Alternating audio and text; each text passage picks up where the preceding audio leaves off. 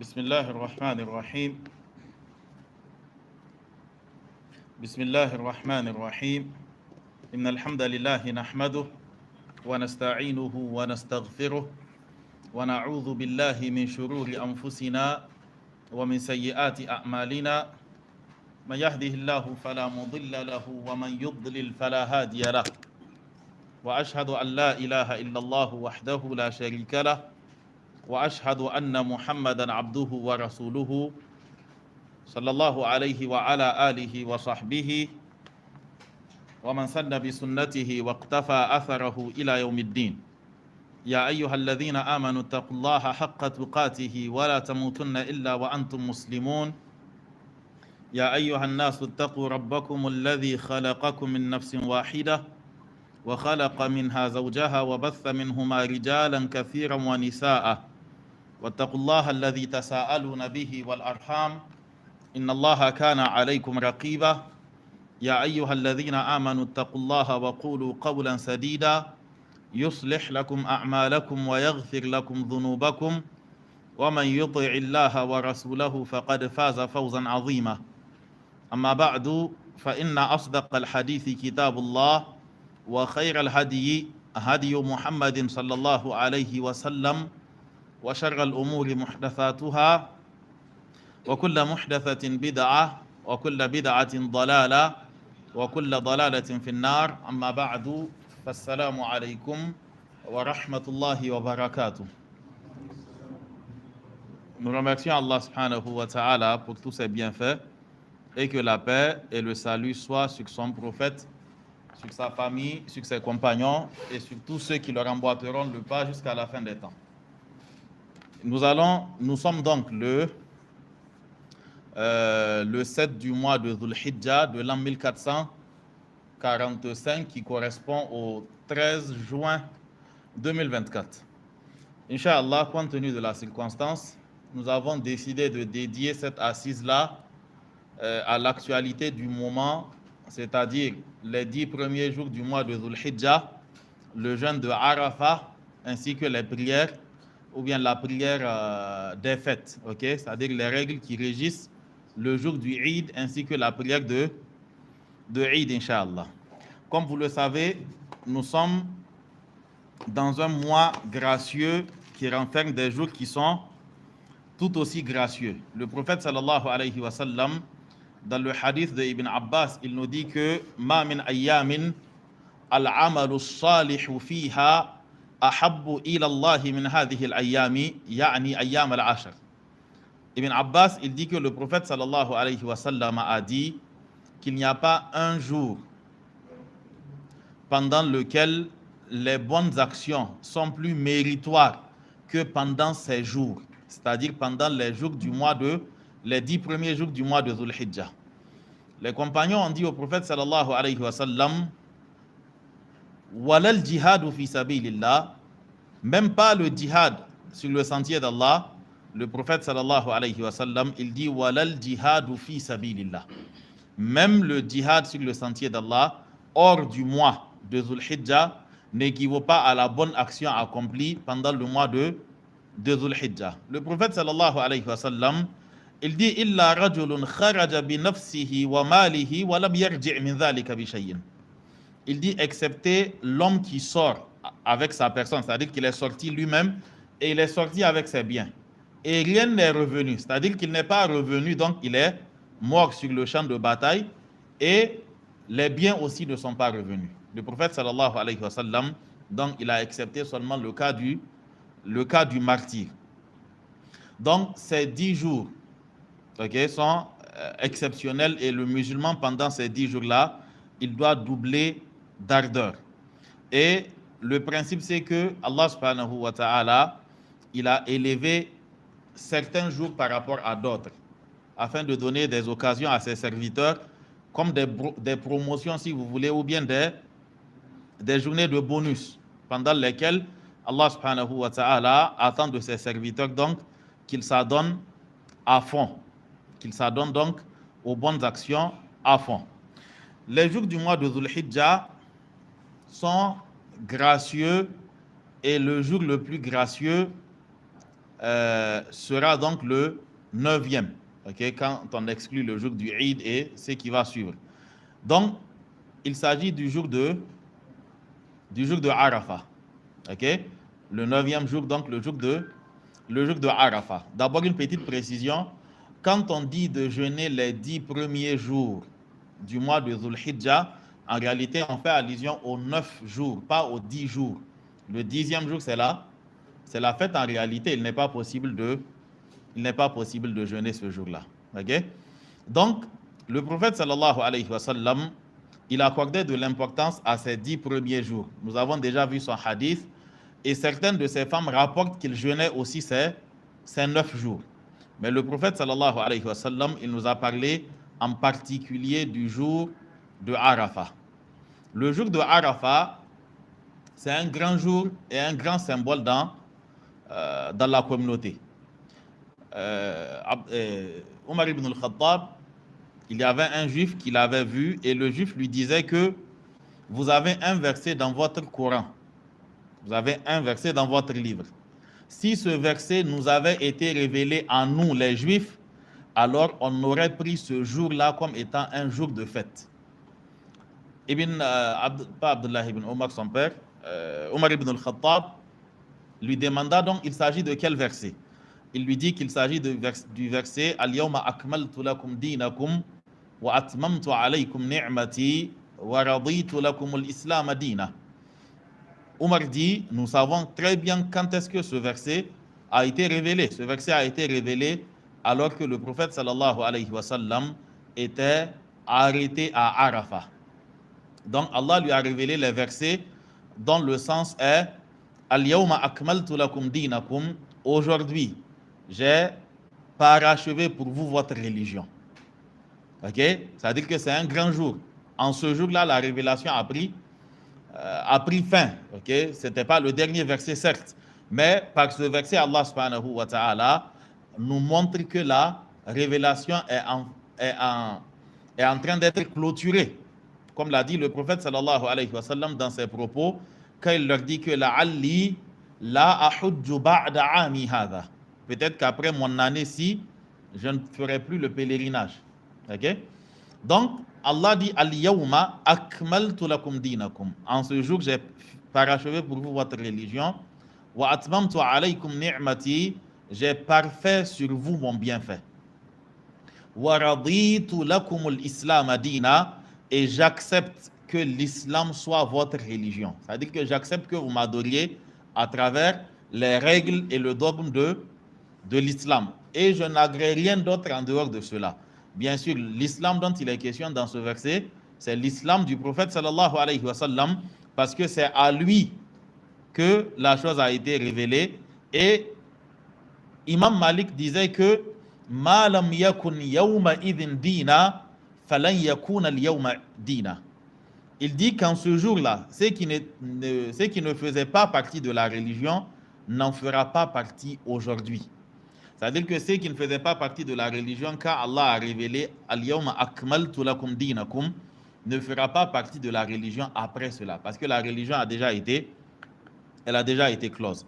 Donc il s'agit d'un grand jour, c'est le jour où Allah subhanahu wa ta'ala a révélé ce grand verset au prophète sallallahu alayhi wa sallam, et c'était un Arafah qui avait coïncidé avec un jour un Jum'a aussi. Le hadith est rapporté par Imam al-Bukhari et Muslim.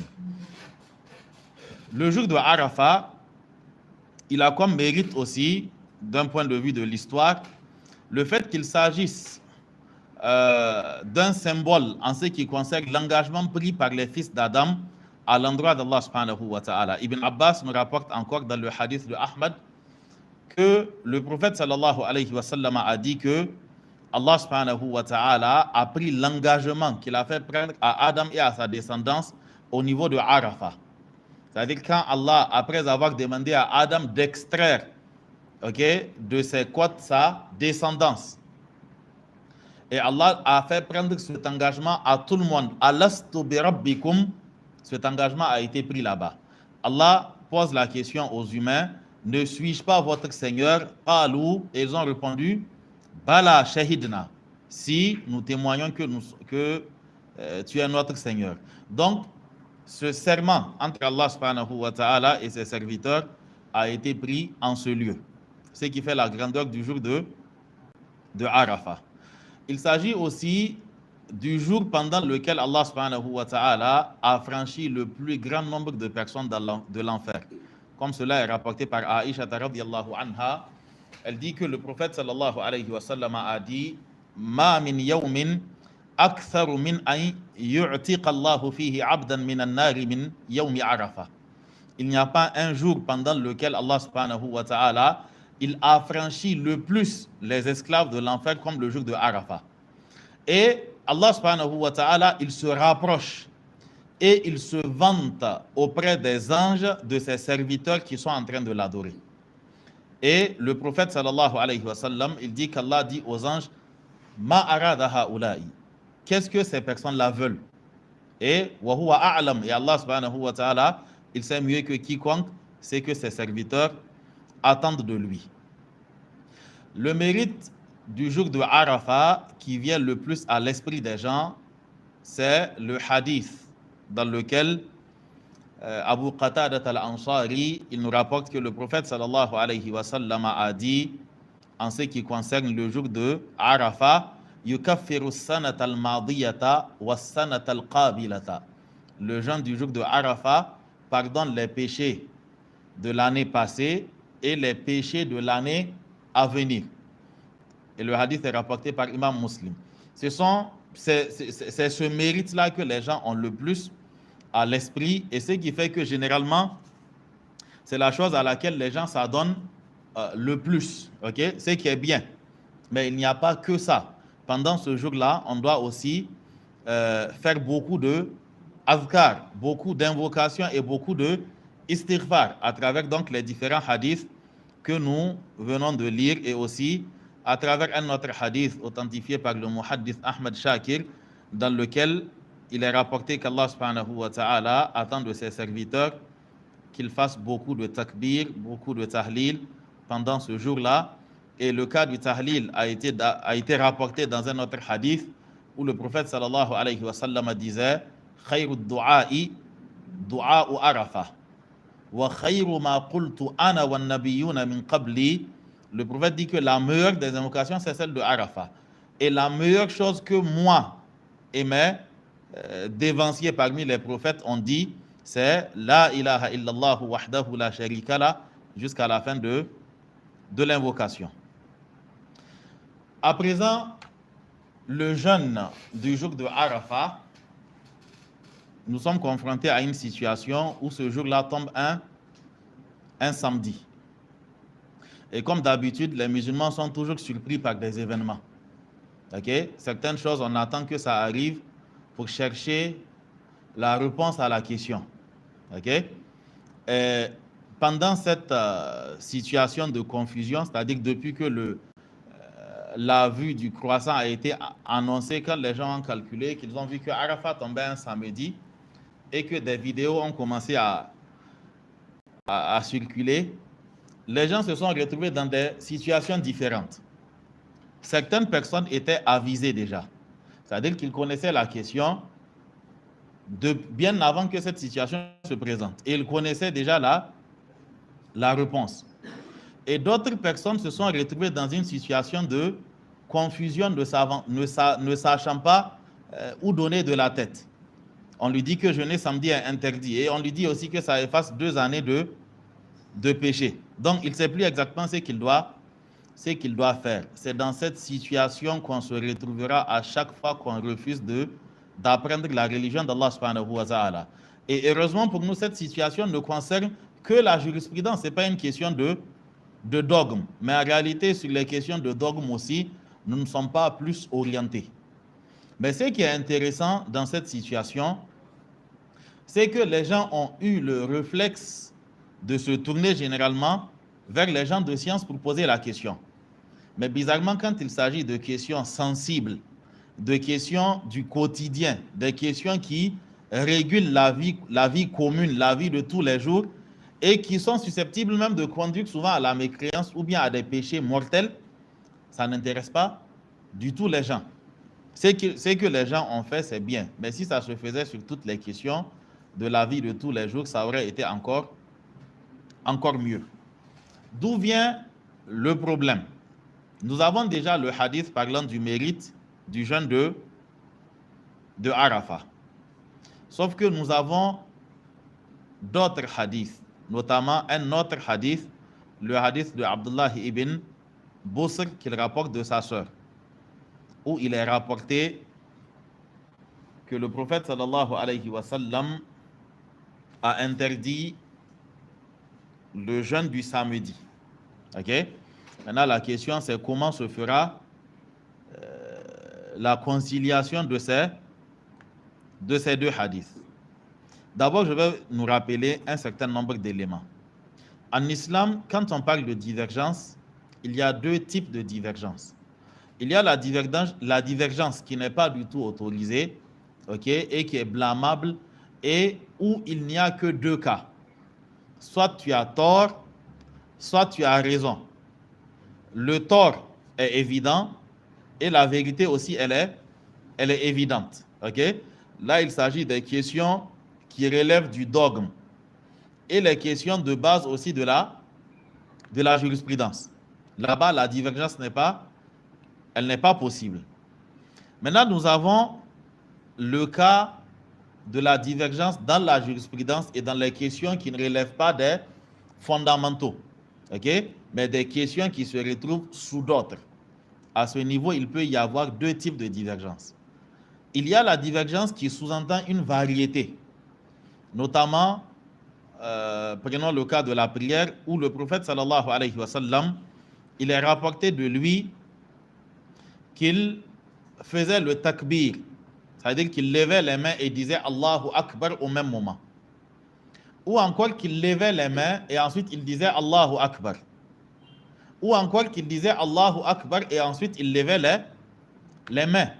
Là, ce sont des variétés. Et la sunna consiste à faire les trois de temps à autre. Souvent, tu dis Allahu Akbar, ensuite tu lèves les mains. Souvent, tu le fais en même temps. Souvent aussi, tu lèves les mains et ensuite tu dis Allahu Akbar. Là, on n'appelle pas ça une divergence en réalité. C'est tout simplement une multitude de variétés rapportées du prophète sallallahu alayhi wa sallam concernant une même action. Maintenant, il y a une autre divergence qui existe aussi et qui est très souvent liée à la faiblesse humaine. Il se pourrait qu'un hadith authentique sur une question bien précise ne parvienne pas à un savant et que le savant donne une réponse. En l'absence du texte, il donnera une réponse qui n'est pas basée sur le texte. Peut-être qu'il va procéder par analogie pour répondre. Il n'a pas le cas précis de telle question, mais il y a ce qu'on appelle al-qiyas. C'est-à-dire que tu as un cas évident et tu as un cas qui lui ressemble, donc tu fais un rapprochement entre les deux cas et tu leur appliques la même sentence. Tu tombes sur un hadith qui parle d'une céréale. Ok? Et ensuite, tu tombes sur un cas d'autres céréales où il n'y a pas de hadith. Tu te dis que du moment où il s'agit de céréales, céréale pour céréale, tu appliques le même hadith pour les deux. Ok? Maintenant, il se pourrait qu'il y ait d'autres savants maintenant qui ont pris connaissance de ce texte-là. Et donc, eux, ils ne vont pas procéder par analogie, mais ils vont appliquer directement le texte. Et donc là, on aura une divergence. Mais la divergence n'est pas liée à l'islam. La divergence est liée à la faiblesse humaine. C'est-à-dire que certains ont su, d'autres n'ont pas su. Et le principe nous dit que man alima hujjatun ala man lam ya'lam. C'est lui qui sait contre celui qui ne sait pas. OK? Cela peut arriver. Il se pourrait aussi que le hadith parvienne à un savant et que le hadith lui parvienne par une voie qui n'est pas authentique. Et que le savant dise que tel hadith n'est pas authentique et donc par conséquent, je ne vais pas l'appliquer. Mais que le même hadith parvienne à un autre savant par une autre voie authentique. Prenons le hadith très connu de Khayrukum man ta'allama al-Qur'ana wa 'allama. Ce hadith, c'est un hadith de Othman bin Affan. Et c'est un hadith qui est connu, c'est un hadith qui est authentique. Le même hadith a été rapporté d'autres, tels que Ali bin Abi Talib, et par une chaîne de transmission qui n'est pas authentique. Maintenant, considérez qu'il s'agisse d'une question de jurisprudence. Le même hadith parvient à deux savants différents. L'un par une voie authentique, l'autre par une voie qui n'est pas authentique. Le savant qui l'a reçu par une voie qui n'est pas authentique, il ne va pas prendre en compte ce hadith. L'autre l'a reçu par une voie qui est authentique, donc il prend compte de cela. Il y a des cas aussi où c'est par oubli. C'est l'oubli qui amène la divergence.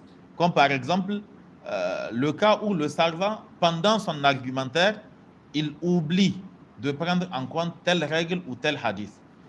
Cela est arrivé à Omar ibn al-Khattab quand il s'était retrouvé dans une situation avec un autre compagnon du prophète sallallahu alayhi wa sallam.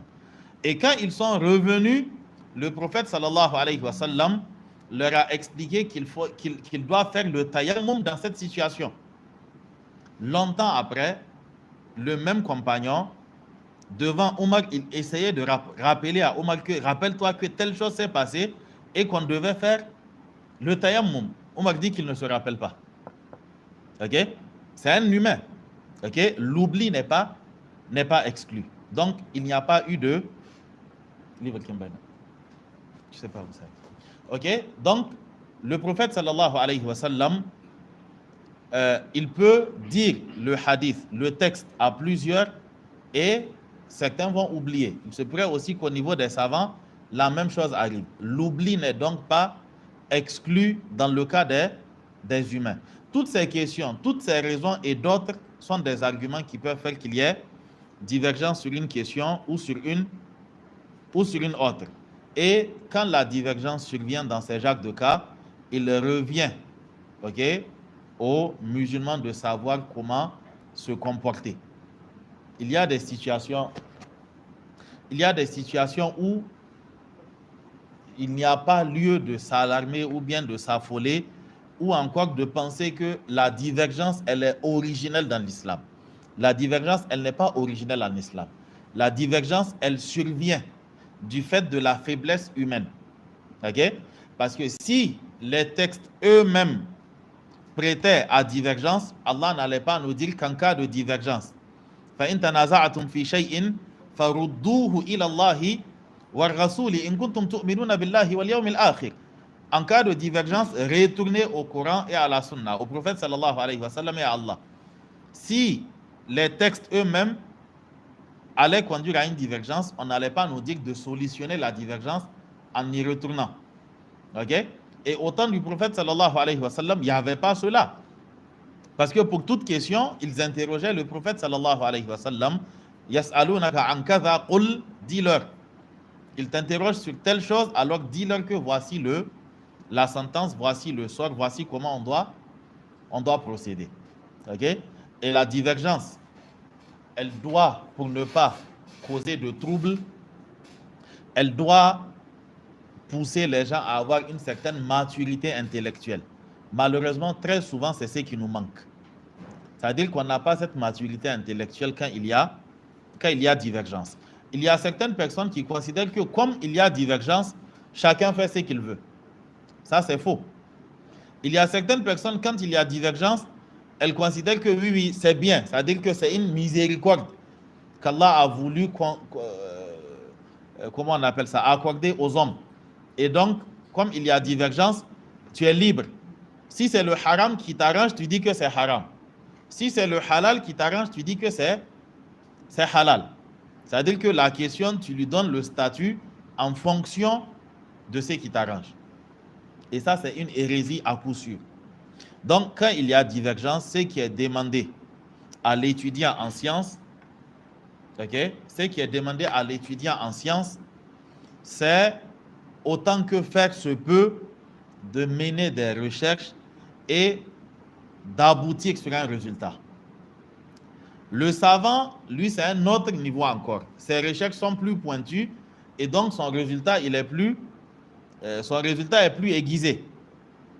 Pour ce qui concerne maintenant celui qui n'a pas les outils nécessaires, alors ce qui lui revient, c'est de mettre sa passion de côté, d'écouter si cela lui est possible les différents arguments et de prendre l'argument qui le rassure. S'il n'a pas le bagage nécessaire pour analyser les arguments, alors qu'il se réfère à celui qu'il considère le plus digne de confiance ou encore celui qui excelle plus sur la question qui est l'objet de divergence.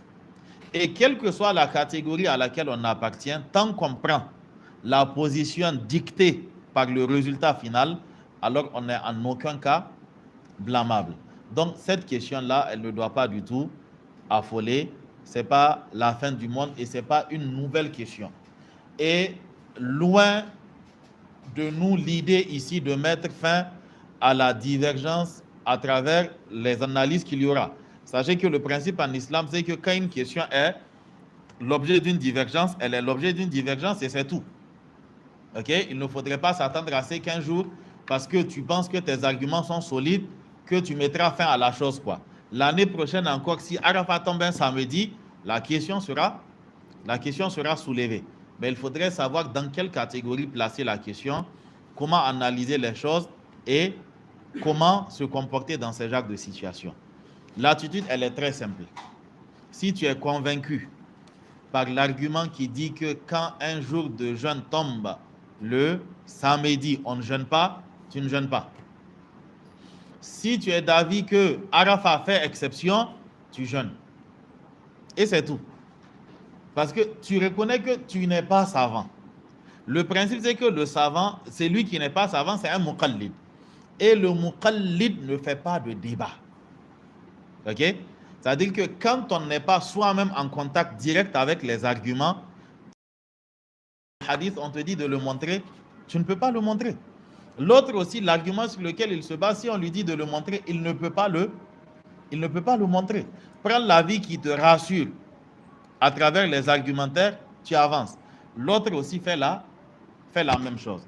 Nous allons, peut-être après la prière, revenir sur la question, expliquer un peu les arguments, les tenants et aboutissants, et on part sur la question et chacun pourra tirer la conclusion qu'il veut.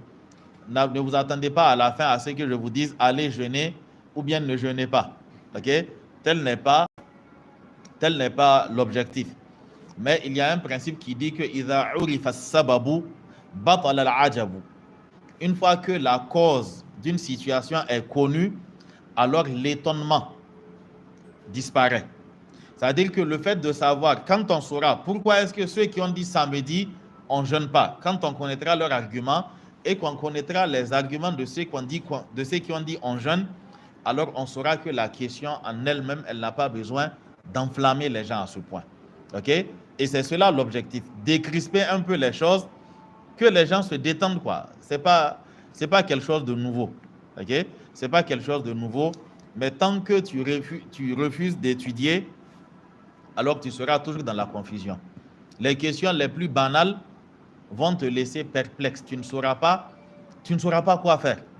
Ok? Tu ne sauras pas quoi faire. C'est-à-dire qu'il y a certains qui sont dans cette situation depuis le jeudi passé. Depuis que le croissant de Arafat a été vu, il ne sait pas quoi faire. Ok? Et il cherche la réponse depuis le samedi, depuis la semaine passée. Et jusque-là, il est dans le doute. Ok? Donc, c'est une manière de m'interpeller et d'interpeller aussi vous tous afin qu'on s'adonne à la recherche du savoir. Et je pense que beaucoup se sont rendus compte d'une chose. Le français n'est pas une langue de science. Tu vas googler comme tu veux pour taper la question là sur Google et chercher la réponse, tu n'auras rien. Ok? Le français n'est pas une langue de science. En tout cas, pas la science islamique, quoi.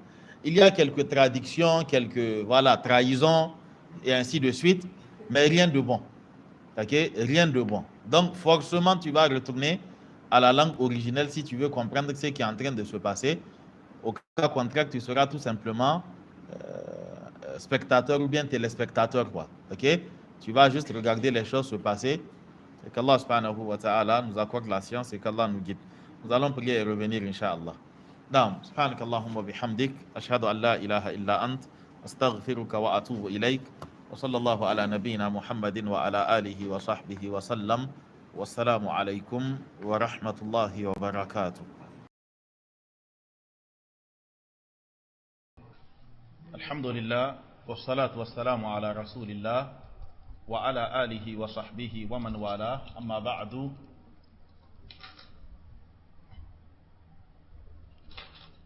Assalamu alaikum wa rahmatullahi wa barakatuh. Non, nous allons donc continuer et clore rapidement la question du jeûne du samedi. Donc, la base dans ce sujet, c'est le hadith de As-Samma bint Busr ou bien de Abdullah ibn Busr qui rapporte de sa sœur As-Samma bint Busr. Ok? Donc, ce sont c'est ceux-là qui ont rapporté le hadith. Ok? Ce sont ceux-là qui ont rapporté donc le hadith. Le hadith parlant du jeûne du samedi. Ok? Suivez attentivement, ça va aller très vite quoi. Donc, il rapporte que le prophète sallallahu alayhi wa sallam a dit La tasumu yawm as-sabti.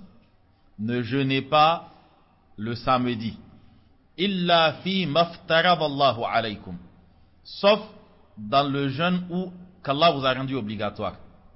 Ne jeûnez pas le samedi, sauf pour le cas du jeûne qu'Allah vous a rendu obligatoire.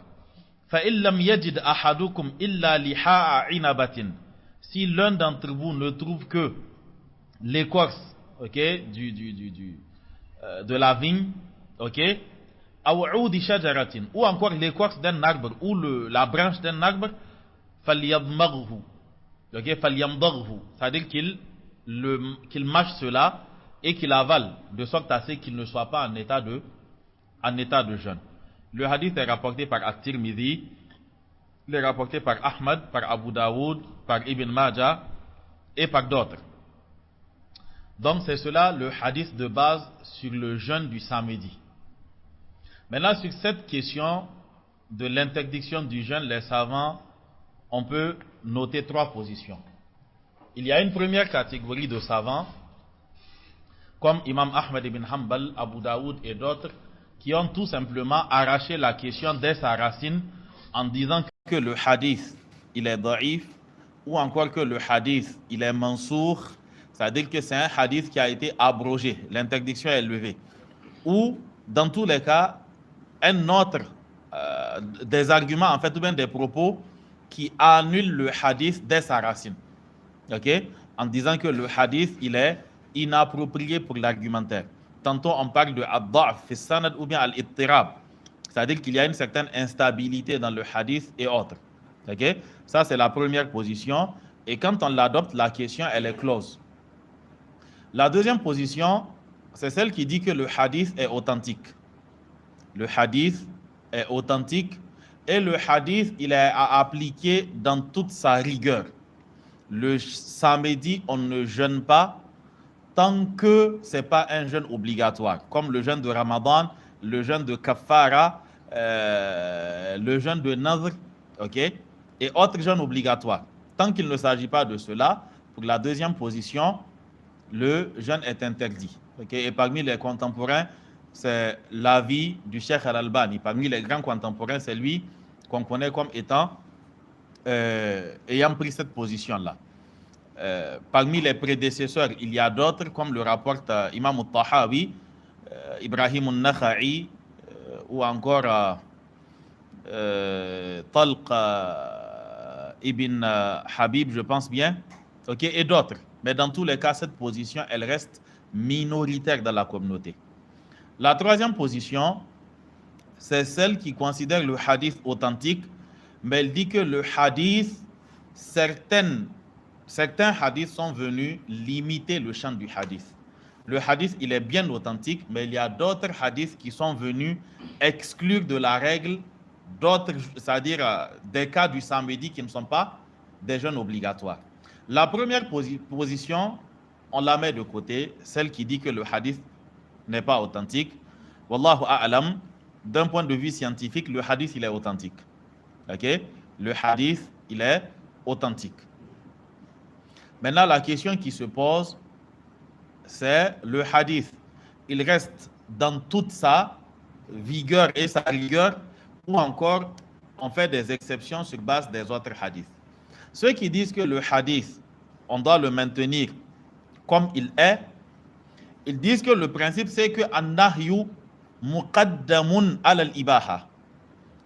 Ok, l'interdiction prime sur la permission. Ça, on en avait parlé au précédent cours.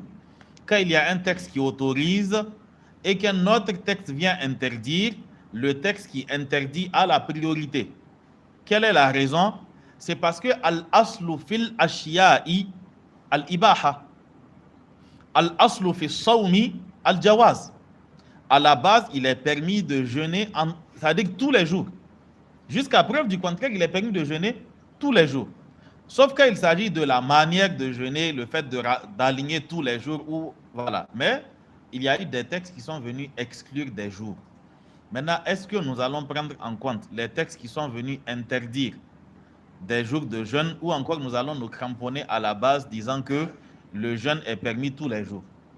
Ok? Donc, ça, c'est leur argument. Ils disent que si lundi tombe un jour de Eid, tu ne vas pas jeûner le lundi.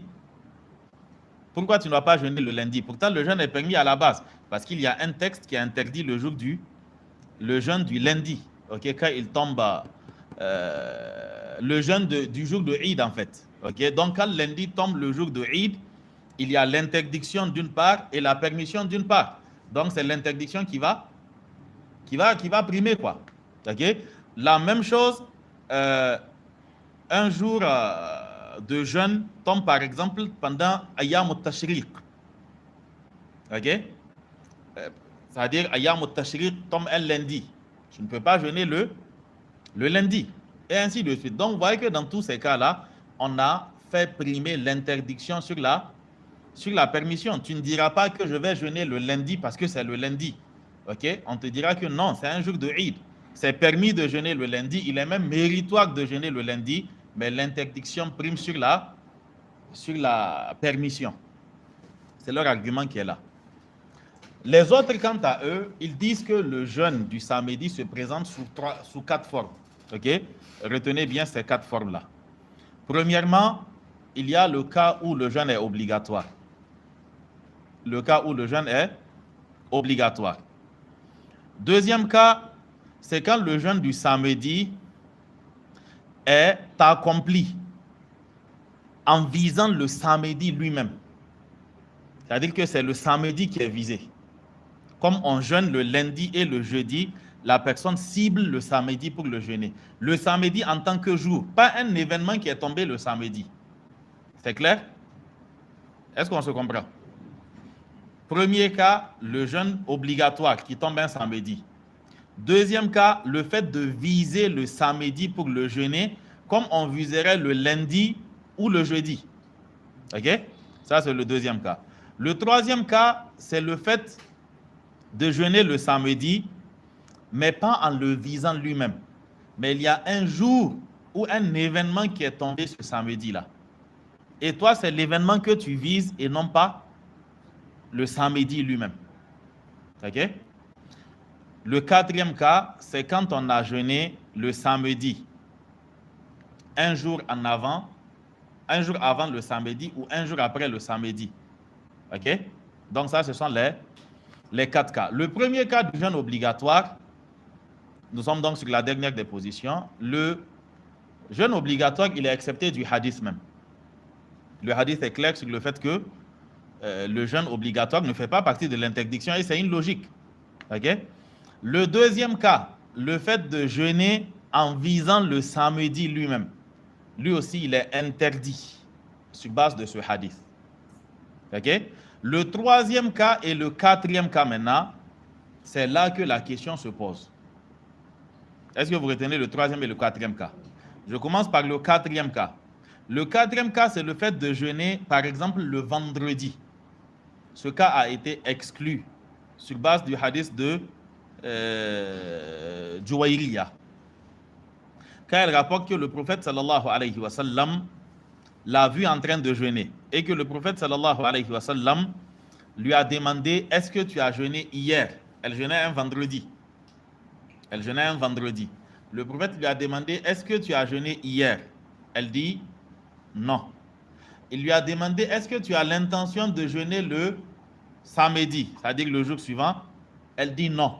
Le prophète sallallahu alayhi wa sallam, il lui dit dans ce cas, rends ton jeûne. Parce qu'il n'est pas permis de jeûner seulement le vendredi sans raison. Ok? Donc nous voyons que dans le hadith, le prophète a permis que le samedi soit jeûné quand on a jeûné quel jour? Le vendredi. Ok? Donc cela exclut de faire le jeûne du samedi quand le vendredi a été jeûné. Maintenant, le cas où on jeûne le samedi sans le viser lui-même, ce n'est pas le samedi que tu es en train de viser, mais c'est un jour de jeûne qui est tombé là-bas. Ok? Prenons cas par cas le jeûne de Daoud. Le prophète sallallahu alayhi wa sallam, il dit que le meilleur des jeûnes, c'est le jeûne de Daoud. Et Daoud, il jeûnait comment? Il jeûnait un jour sur deux. C'est-à-dire qu'il jeûne le lundi, il ne jeûne pas le mardi, il jeûne le mercredi, ensuite le vendredi, ensuite le dimanche. Au prochain tour, on aura mardi, jeudi et ça tombera le samedi. Le prophète dit que le meilleur jour de jeûne, c'est le samedi. Et c'est le jeûne de Daoud. Ok? Coupez cette partie-là. Le meilleur jour de jeûne, c'est le jeûne de Daoud. Et le prophète sallallahu alayhi wa sallam, ça c'est un khabar. Et le principe c'est que al-akhbaru la tunsakh fil asl. À la base, les informations, on ne les abroge pas. Ce sont les règles qu'on abroge. Donc le jeûne de Daoud reste le meilleur des jeûnes. Et le prophète sallallahu alayhi wa sallam, en disant cela, il est évident qu'au bout déjà de 2 semaines, on tombe un samedi. Et le prophète sallallahu alayhi wa sallam, il ne nous a pas dit quand vous faites le jeûne de Daoud, quand vous arrivez le samedi, considérez que vous l'avez jeûné. Ou encore sautez-le et jeûnez le jour suivant le dimanche. Il ne nous a rien dit là-dessus, pourtant c'est un cas pressant. Ok? Et le principe c'est que la yajuzu ta'khirul bayani an waqtil haja. Il n'est pas permis de retarder une explication alors que le besoin est pressant. Ok? Et le prophète n'a rien précisé. Donc c'est lui qui fait le jeûne de Daoud. Si ça tombe un samedi, le prophète n'a pas accepté le samedi de la règle. Le samedi, il jeûne. Ou encore les jours blancs. Ok? Les jours blancs, forcément, au bout d'un certain nombre de mois, un des 3 jours tombera le samedi. Et le prophète sallallahu alayhi wa sallam, il nous a recommandé le fait de jeûner 3 jours chaque mois. Et précisément les jours de pleine lune, quoi. Ok? Et certains compagnons disent clairement, mon bien-aimé m'a ordonné de jeûner 3 jours le mois. Et le prophète sallallahu alayhi wa sallam ne lui a pas dit ne jeûne pas le samedi. Le samedi n'a pas été cité de cette règle-là. Ok? Donc, en regardant ces textes-là, on se rend compte que le jeûne du samedi, on exclut le jour du jeûne obligatoire. Et maintenant, ce qui reste interdit, c'est le fait de le jeûner de manière exclusive. Ok? En le visant lui en tant que jour. Mais quand c'est l'événement qui a lieu ce jour-là qu'on vise, alors là, c'est un autre cas. Et c'est pour cela que le vendredi, qu'il est interdit de jeûner seul, c'est-à-dire sans jeûner un jour avant ou un jour après, le prophète sallallahu alayhi wa sallam, dans d'autres hadiths, il précise que le jeûne du samedi est permis quand il s'agit d'un jour de jeûne qu'on a l'habitude de faire, ou encore un événement qui tombe le vendredi. Si un jour de Ashura, j'ai dit samedi, mais j'ai dit vendredi. Non, vendredi. Ok? Le prophète sallallahu alayhi wa sallam, il nous explique que le vendredi, il est interdit de jeûner exclusivement, sans un jour avant ou un jour après. Mais quand il y a un événement qui tombe le vendredi, même quand on ne le précède pas d'un jour avant ou d'un jour après, ce jeûne-là est légal. C'est qui montre que, parce que la personne qui jeûne ce vendredi-là, Ashura tombe un vendredi, il n'a pas fait de Tassoua, il n'a pas jeûné le jeudi. Le jeûne du vendredi, lui, est légal. Parce que ce n'est pas le vendredi qu'il a visé, mais c'est plutôt Ashura qu'il a visé. Ok? Comme l'interdiction de jeûner un jour ou 2 jours avant le jeûne, avant Ramadan. Le prophète sallallahu alayhi wa sallam, il dit ne jeûnez pas 1 ou 2 jours avant Ramadan. Il dit sauf quand il s'agit d'un jour que vous avez l'habitude de jeûner. Par exemple, le 28e jour de Ramadan tombe un lundi. Ok? Tu as l'habitude de faire lundi, jeudi. Pas Ramadan. Sha'ban. Ok? Sha'ban, son 28e jour tombe un lundi. Le lundi, tu jeûnes. Mais toi, tu n'as pas visé les 2 jours d'avant Ramadan. Toi, c'est lundi, tu as visé. Ok? Donc, les savants, en se basant sur ces différents hadiths-là, qui réduisent le champ du hadith de Samma ou de Abdullah ibn Busr, qui interdit le jeûne du samedi, les savants disent que la position qui prend en compte tous les hadiths, c'est cette position-là. Et le principe, c'est que al-jam'u awla min at-tarjihi. C'est-à-dire, mettre en application tous les hadiths, c'est ce qui est recommandé et non pas annuler d'autres. Ok? Et cette position, elle prend en compte tous les hadiths. Elle interdit le jeûne du samedi quand c'est le samedi qui est visé. Mais si c'est Ashura ou Arafat ou autre jour qui tombe le samedi, toi, ce n'est pas le samedi que tu vises. S'il était tombé autre jour, tu allais jeûner ce jour-là. Ok? Et ainsi de suite. Ça, c'est la troisième position. Moi, je ne vous ai pas dit d'aller jeûner. Je vous expose les différents arguments. Ok? Je suis en train de vous expliquer les différentes positions sur la question. Donc, ce sont là les 3 positions qui sont là. La dernière des positions, quand vous regardez, c'est un cas similaire au cas de la prière de Asr. Il est interdit de prier après la prière de Asr. Tout comme il est interdit de prier après la prière de Fajr. Tout comme il est interdit de prier quand le soleil est au zénith. Mais le Cheikh Al-Albani, sur cette question-là, il nous dit que kullu ma lahu sababun yustasna. Toute prière qui a une cause, on l'accepte de l'interdiction. Il est interdit de prier après Asr. Mais il nous explique que quand tu rentres dans la mosquée, il y a un texte, le hadith du prophète sallallahu alayhi wa sallam est clair sur l'interdiction de prier après Asr. Mais les savants ont exclu ce qu'ils ont appelé as-salawatu dhawatul asbab, les prières qui ont des causes. Comme par exemple, tu rentres dans la mosquée. Il y a le hadith qui te dit que quand tu rentres dans la mosquée, tu fais 2 rakats avant de t'asseoir. Que tu rentres après Asr ou après Fajr, tu fais ces 2 rakats-là. Ok? Ou encore, ce qu'on appelle sunnatul wudu. Quand tu fais les ablutions à n'importe quelle heure, comme le rapporte Bilal, à n'importe quelle heure, après les ablutions, tu peux faire 2 rakats. Le Cheikh Al-Albani dit que cela est permis. Donc, le principe qu'il a appliqué sur l'interdiction de prier après Asr, après Fajr et après le zénith, c'est ce même principe qu'on a appliqué sur le cas du jeûne. Ok? C'est-à-dire qu'il a réduit le champ de l'interdiction sur base des autres textes. On a l'interdiction, ne priez pas après Asr. Ne priez pas après Asr. Mais les prières qui ont des causes, on fait exception. La même chose pour le jeûne du samedi, c'est ce que les autres savants ont fait. Les prières, les jeûnes qui ont des causes, qui ne visent pas Asr. C'est-à-dire que ce n'est pas l'instant d'après, ce n'est pas l'heure d'après Asr qui est visée, ni l'heure d'après Fajr, ni l'heure du zénith. Ce n'est pas ça qui est visé. Mais c'est une chose qui s'est produite en ce moment-là. Ok? Et donc, tu accomplis naturellement ta prière.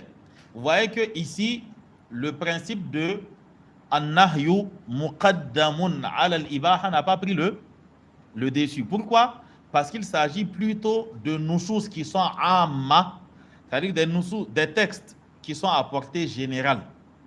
Et on a des textes qui sont venus restreindre. Et le principe, c'est que le texte qui est khash prend le dessus sur le texte qui est am. Ok? C'est-à-dire quand tu as un texte à portée générale et qu'un autre texte vient faire des exceptions, le texte qui fait exception, tu dois le prendre en compte. Ok? C'est ce principe que les savants ont appliqué et donc ils ont, pour la majorité, considéré le jeûne du samedi comme étant permis quand il tombe un jour de Arafat, de Ashura ou encore un autre jour qui aura une raison particulière. C'est pas le samedi qui est visé, mais c'est plutôt l'événement qui est visé. Et cet événement, quel que soit le jour qu'il tombera, tu n'auras pas l'impression que le samedi est plus gracieux que le mercredi. S'il tombe le samedi, tu le jeûnes. S'il tombe le mercredi, tu le jeûnes, sans même tenir compte du jour où il est tombé. Ok? Maintenant, ce qu'il faut savoir, c'est que quelle que soit la position des savants, cette position que je viens d'expliquer, c'est celle du Cheikh Ibn Uthaymin dans son Ash-Sharh al-Mumti'. Il dit à considérer que le hadith de As-Samma soit authentique, le hadith d'Abdullah ibn Busr ou bien de Samma ibn Busr, il dit à considérer que ça soit authentique. Il y a d'autres hadiths qui réduisent son champ. Ok? Et il a cité ces différents cas que nous venons de citer. Le cheikh Mohammed ibn Omar Bazmoul aussi dans son document At-Tarjih fi Ahkam as-Sawm wa az-Zakah, lui aussi il a fait une analyse similaire. Ok? Ce qu'il faut comprendre, on va résumer en 3 points. Le premier élément, que ce soit les savants qui disent que le hadith il est à appliquer dans sa portée générale, ou les hadiths qui réduisent le champ ou les savants qui réduisent le champ du hadith, ils l'ont tous fait dans le souci de respecter l'ordre du prophète sallallahu alayhi wa sallam. C'est-à-dire qu'aucun n'a agi pour interdire ce qui est permis ou permettre ce qui est interdit. Certains ont été marqués par les mérites du jeûne de Arafat. Et donc, ils trouvent que, vu les mérites annoncés par le prophète sallallahu alayhi wa sallam, l'interdiction est levée. Parce qu'il y a une cause particulière qui est arrivée. Les autres aussi qui ont dit qu'il est interdit, même si c'est Arafat, ils disent que non, quand il interdit, il interdit. Et le fait que le jour de Arafat soit un jour valeureux ne justifie pas le fait qu'on mette de côté l'interdiction. Ils disent que le jour de Arafat est certes valeureux, mais quand le prophète était à la Mecque, le jour de Arafat, il n'a pas jeûné. Je suis encore en train de vous embrouiller, quoi. Non, c'est pour que vous compreniez la logique des deux positions, quoi. Ok? C'est-à-dire qu'ils ont tous agi par souci de conformité, par souci de respect par rapport au texte. Si après-demain, samedi, vous voyez quelqu'un boire son piawata ou boire son eau et ne pas jeûner, ne le blâmez pas. Lui aussi, quand il voit quelqu'un qui est en train de jeûner, qu'il ne lui dise rien. Ok? Comme c'est que faisaient les compagnons du prophète sallallahu alayhi wa sallam quand ils voyageaient. Certains jeûnaient, d'autres ne jeûnaient pas. Ceux qui jeûnaient ne faisaient pas de reproches à ceux qui ne jeûnaient pas. Et ceux qui ne jeûnaient pas ne faisaient pas de reproches à ceux qui jeûnaient. Ok? Chacun faisait en fonction de sa capacité. Donc la question, elle est aussi simple que cela. Ce n'est pas une question qui est fondamentale, ce n'est pas une question qui est compliquée. Le deuxième point, je vous ai dit qu'on allait faire la conclusion sur 3 points. Le deuxième point, les étudiants en sciences doivent avoir de la retenue sur les questions qui concernent la masse. Tu peux t'appliquer une règle parce que tu as la conviction que c'est ce qui est correct. Mais quand il s'agit de la transmettre aux autres, alors rassure-toi que ta position, elle est indépendante. Dans le sens où ce n'est pas sur les argumentations d'une personne que tu t'es basé. C'est-à-dire que quelqu'un a dit le hadith est authentique. Toi aussi, tu dis que bon, comme c'est un tel qui a dit, donc le hadith est authentique. La personne fait telle déduction, tu dis que oui, comme c'est lui, le hadith est... Si c'est ainsi que tu as raisonné, sache que tu as fait tes recherches pour ta personne. Et donc, tu ne dois pas imposer cet avis aux autres. Parce qu'en réalité, ce n'est pas ton avis. Jusque-là, tu es un muqallid. Parce que tu as suivi les arguments d'un autre. Ce n'est pas comme si tu avais toi-même fait l'étude de la chaîne de transmission pour vérifier son authenticité. Tu t'es référé à l'authentification d'une autre personne. Ok? Et donc, sur ces genres de questions, évitez d'encourager la masse à prendre les positions marginales. L'interdiction de jeûner le samedi, c'est une position qui est minoritaire. L'interdiction de jeûner le samedi, c'est une question qui est minoritaire. Quand tu auras atteint le niveau où tu auras fait toi-même tes recherches, où tu connais la chaîne de transmission, tu l'as analysé rapporteur par rapporteur, tu as tout vérifié, tout, et que tu es convaincu de cette position-là, tu as aussi regardé les différents principes de jurisprudence. Quand tu es convaincu de cela, alors sors et dis que voici ma position. Mais pour le moment, c'est la vidéo de Cheikh Albani Zaria que tu as regardée. Donc, il faut laisser, nous aussi, on a regardé ça. D'accord? On a regardé la même vidéo. Ou encore, c'est un texte que tu as vu sur Google et puis tu as lu et puis ça t'a convaincu. C'est bien, il ne faut pas jeûner. Mais il ne faut pas aller au-delà. Ok? Il ne faut pas aller au-delà. On ne fait pas de débat en se basant sur non, mais un tel a dit dans sa vidéo et puis un tel a dit dans son audio et un tel a dit, ça ne marche pas ainsi. Ok? Donc, les positions minoritaires, il faut les éviter vraiment quand on est à ses débuts. On peut interdire le jeûne du samedi de manière catégorique. Mais quand Allah va t'accorder davantage de science, c'est-à-dire que dans 5 ans, 10 ans, 15 ans, 20 ans, toi-même tu vas t'asseoir et puis tu vas trouver que j'ai pas beaucoup réfléchi, quoi. Okay? Parce que plus tu avanceras, plus tu te rendras compte que fallait pas que tu te prononces en te basant sur les arguments élaborés par quelqu'un. Quand je dis, c'est pas pour dire que tu vas inventer de nouveaux arguments, non, non. Mais ta capacité d'analyse de son argumentaire, quoi. Tu t'es plus fié à la personne. Vous savez, le Cheikh Al-Albani, des savants comme Ibn Baz le considèrent comme étant le révivificateur du XXe siècle. C'est-à-dire que c'est lui qui a redonné à l'islam un certain éclat en redonnant vie à la science du hadith.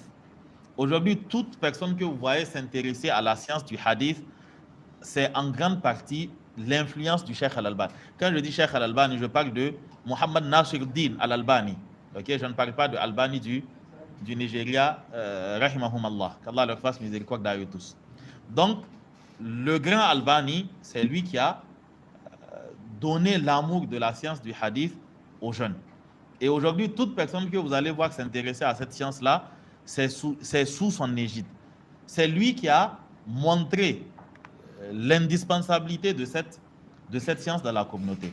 Et ce qui fait que tu l'aimes ou bien que tu ne l'aimes pas, tu es obligé à la fin du hadith de dire Sahahahu al-Albani ou Da'afahu al-Albani ou encore Hassanahu al-Albani. Tu es obligé de te référer à ces documents parce que c'est une autorité dans la science du hadith. Ok? C'est une autorité dans la science du hadith, mais il n'est pas infaillible. Ok? Et le Cheikh Al-Albani, il a c'est-à-dire une force de dissuasion quand il fait des débats, ou encore dans ses écrits.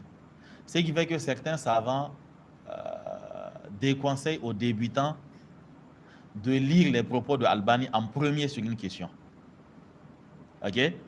C'est-à-dire que sa manière scientifique d'élaborer ses arguments, quand tu lis son argument, tu ne peux plus écouter pour quelqu'un. Dès que tu vas suivre pour quelqu'un, tu vas trouver que Kama Kamaeke, quoi. Ok? Tu vas trouver que Kama Kamaeke.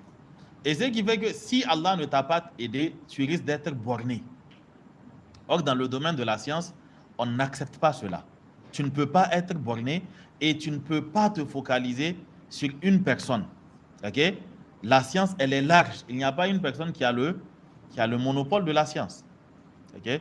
Donc, c'est un peu la question qui est là. Je pense qu'on a fait le tour des différents points. Si vous avez des questions, gardez-les pour vous-même. On ne va pas répondre aux questions. Ok? Dans tous les cas, soyez souple sur la question. Elle n'est pas aussi truc que cela. Mais évitez les débats, évitez de prolonger le sujet, quoi. C'est lui qui est rassuré par l'interdiction qu'il ne jeûne pas, mais qu'il le fasse entre lui et Allah. C'est lui qui est rassuré par la permission de jeûner qu'il jeûne et qu'il le fasse entre lui et Allah. Ok? Dans tous les cas, innamal a'malu binniyat. C'est lui qui a envie de jeûner Arafat. Et Allah sait que si Arafat était tombé dimanche ou vendredi, ou lundi, il allait jeûner, ça veut dire qu'il a la récompense parce que c'est une raison légale qui l'a empêché de jeûner. Ok? Parce que comprenez une chose, hein, vous ne pouvez pas forcer les gens à jeûner. C'est-à-dire que certains sont convaincus de l'interdiction de jeûner. Je vous assure que si on les force à jeûner, ils vont tomber malades.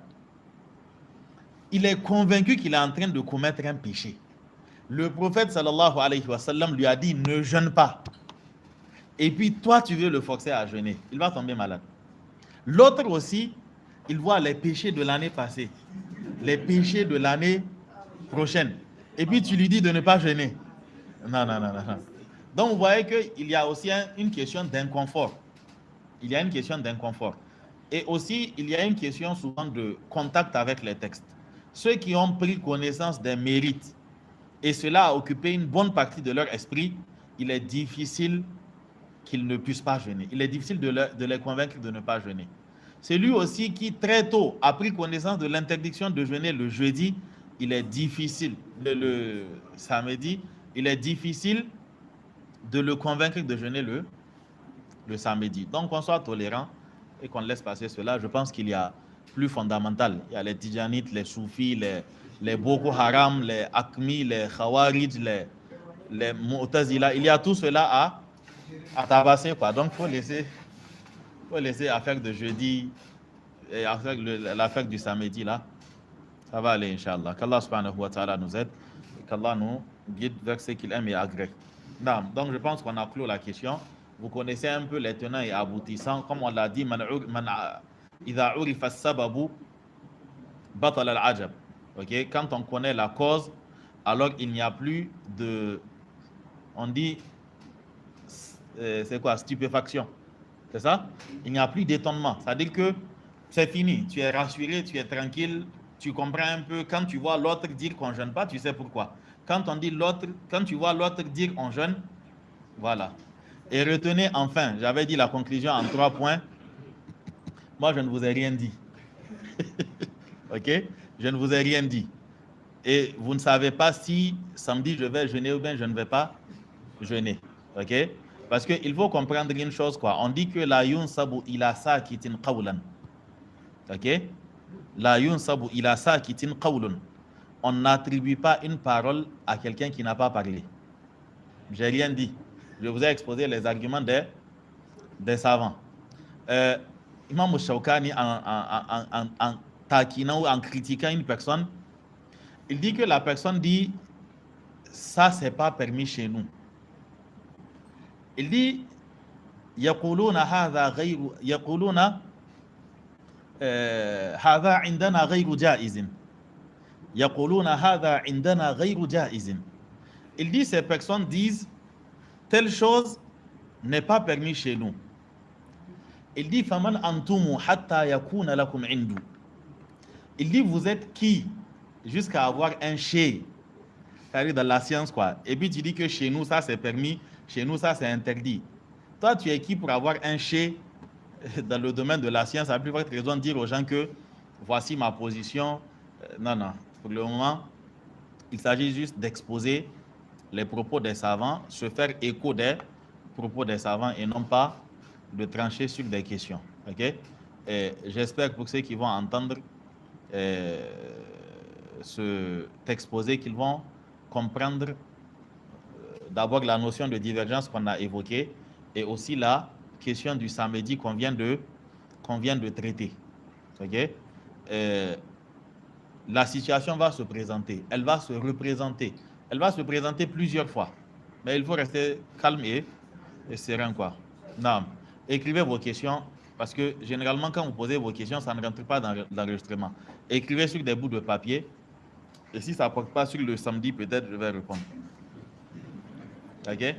Non. Donc, là, c'est la première partie de l'exposé. Nous allons, de manière ramassée, entamer la question de la prière des 2 fêtes. OK?